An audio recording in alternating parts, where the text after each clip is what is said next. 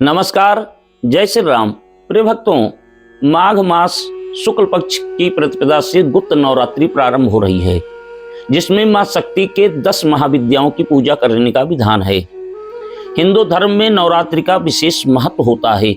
9 दिन तक चलने वाला यह पर्व शक्ति की साधना यानी नव दुर्गा की पूजा की जाती है।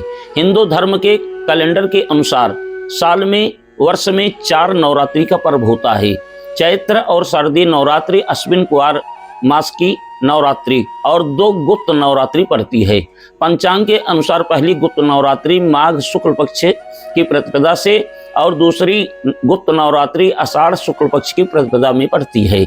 गुप्त नवरात्रि में माता दुर्गा के 9 स्वरूपों के अलावा माता भगवती दुर्गा के 10 महाविद्याओं की पूजा की जाती है। पंचांग के अनुसार माघ शुक्ल पक्ष प्रतिपदा 30 जनवरी गुरुवार से गुप्त नवरात्रि प्रारंभ हो रही है, जो 6 फरवरी को समाप्त होगी। यह गुप्त नवरात्रि 8 दिन की होगी। षष्ठी एवं सप्तमी तिथि एक दिन पड़ने के कारण गुप्त नवरात्रि 8 दिन की मनाई जाएगी। इस दौरान भक्तगण पूरे 8 दिन तक गुप्त रूप से मां की उपासना करेंगे। माघ मास के शुक्ल पक्ष की प्रतिपदा 29 जनवरी को सायं 6:28 से प्रारंभ होकर के 30 जनवरी गुरुवार को सायं 5:21 तक प्रतिपदा रहेगी। कलश स्थापन का शुभ मुहूर्त 30 जनवरी को सुबह 8:34 से लेकर के 9:59 तक बहुत अच्छा मुहूर्त है। इसमें आप कलश स्थापन कर सकते हैं। अभिजित मुहूर्त दोपहर 12:17 से दोपहर 1:37 तक रहेगा, तो आप अभिजित मुहूर्त में भी कलश स्थापन कर सकते हैं। गुप्त नवरात्रि में माता दुर्गा की 10 महाविद्याओं का पूजन करने का विधान है। गुप्त नवरात्रि को सिद्धि और कामना पूर्ति के लिए सिद्ध लोग, जिनको सिद्धि करना होता है और अपनी कामना की पूर्ति करनी होती है, वो लोग गुप्त नवरात्रि में सिद्ध और माता 10 महाविद्याओं का पूजन करते हैं। माता शक्ति की साधना मंत्र और विशेष करके पाठ करके अपनी कामना पूर्ण करने का प्रयास करते हैं।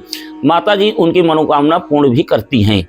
गुप्त नवरात्रि के दौरान अन्य नवरात्रि की तरह ही पूजा करनी चाहिए। 9 दिनों तक उपवास का संकल्प लेकर के प्रतिपदा यानी पहले दिन घट स्थापन करना चाहिए। घट स्थापन के बाद प्रतिदिन सुबह और शाम माता रानी का पूजन आरती करना चाहिए। अष्टमी या नवमी के दिन कन्या पूजन करके हवन करने के साथ नवरात्रि व्रत का उद्यापन करना चाहिए। यानी प्रतिदिन जिस तरह आप अश्विन और चैत्र शुक्ल पक्ष की नवरात्रि का पूजन करते हैं, ठीक वैसे ही पूजन होगी। सिर्फ शर्त यह है कि गुप्त नवरात्रि में अगर आप कर रहे हैं तो किसी को बताना नहीं चाहिए, गुप्त रूप से पूजन करना चाहिए। इसीलिए इसका नाम गुप्त नवरात्रि रखा गया है। किसी को पता नहीं चलनी चाहिए कि आप नवरात्रि का व्रत रख रहे हैं, कलश स्थापन किए हैं या किसी मंत्र का जाप कर रहे हैं, कोई साधना कर रहे हैं। इसको एकदम गुप्त रख करके कोई कार्य करें। अगर आपको संतान प्राप्ति के लिए, शत्रु विजय के लिए, कर्ज समाप्ति के लिए और किसी भी लक्ष्य को प्राप्ति करने के लिए या लक्ष्मी प्राप्ति करने के लिए ब्राह्मण के द्वारा अनुष्ठान कराना भी गुप्त नवरात्रि में शुभ माना जाता है। तो प्रिय भक्तों, आप लोग गुप्त नवरात्रि का व्रत अवश्य करें। माता रानी आपकी मनोकामना अवश्य पूर्ण करेंगी। गुप्त नवरात्रि की आप सभी को हार्दिक शुभकामनाएं। नमस्कार, जय श्री राम।